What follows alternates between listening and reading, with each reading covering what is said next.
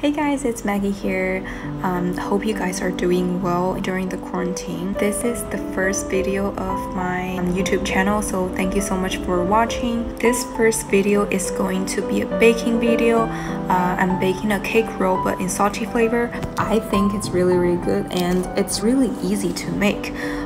So I want to share with you guys because I know a lot of people are feeling very depressed and sad during quarantine time. The only thing they can do is to stay home, which you're supposed to be.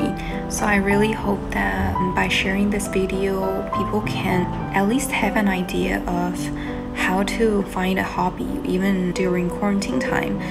And I really hope you guys can still feel motivated every day. What we are making today is a pork floss cake roll. As much as I love sweets, I crave for salty snacks sometimes. This cake roll is very soft, very satisfying, and most importantly, all steps are easy. Even baking beginner like me can make it within 40 minutes. These are all the ingredients we'll be using. It looks like a lot, but don't worry because a lot of them are what you already have at home. So we'll need eggs, milk, corn oil, low gluten flour, and sugar. And later on, we'll need meat floss, green onions, nuts, and mayo.